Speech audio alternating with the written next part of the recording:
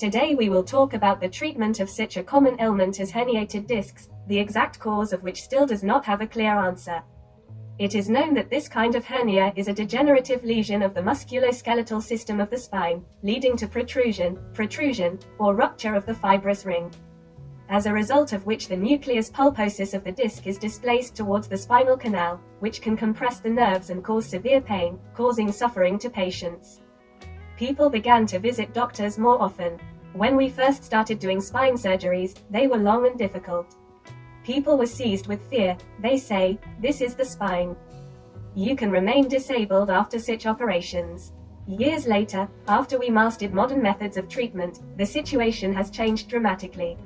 People saw positive results, told their friends, relatives and acquaintances about it, and the stats have gone up.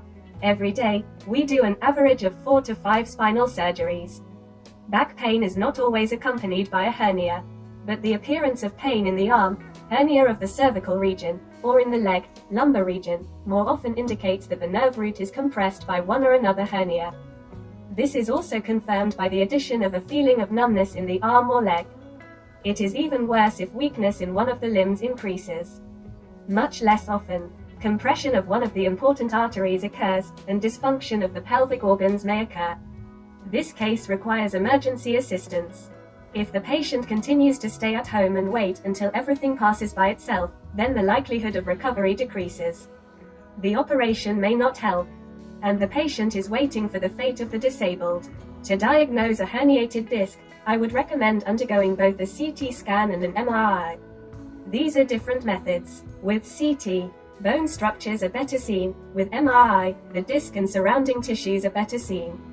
But, at the same time, I want to say the following: what tomograph is nearby, use it. The main thing is to do it faster. There are different methods of treating this pathology.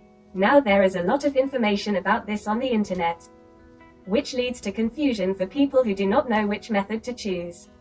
There are doctors who own one method and try to improve it in every possible way. As a result, such a technique is often used where its use is impractical or even dangerous. But the doctor should not be interested either financially or morally in using only the method that he owns. He, first of all, should think about how to achieve for this or that patient the optimal way to solve the problem with minimal costs for him, both physical and material. When we offer a person to go for this or that operation, we must be sure of a positive result. So what are the best methods to use? There are 3 fundamentally different areas: puncture, endoscopic and microsurgical. Puncture or bloodless methods are used when the hernia is small, up to 7 mm, and there are no signs of rupture, the so-called fibrous ring.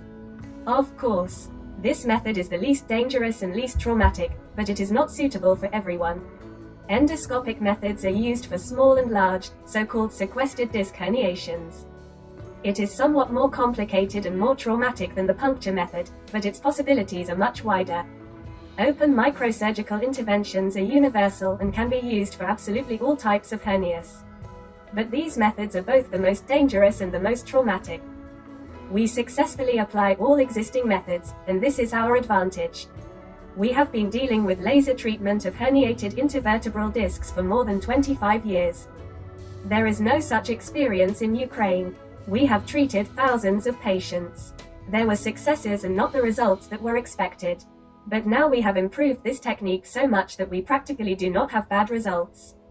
The method is performed under local anesthesia, a special needle, under the control of an X-ray machine. They penetrate into the center of the disc, where the nucleus pulposus is located.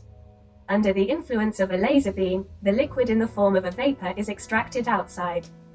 The intradiscal pressure decreases, and the hernia is reduced. The whole operation lasts no more than 30 minutes, after which the patient goes home. According to statistics, 85% of people with herniated discs are not subject to surgical treatment.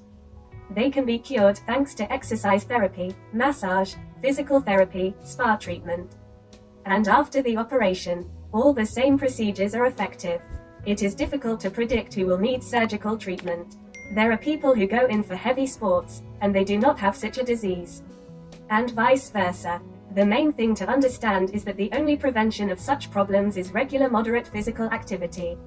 After 2 hours of sedentary work, you must definitely get up, walk, and bend your torso. If you sit for 6 to 8 hours in a row, then problems with the spine will be guaranteed.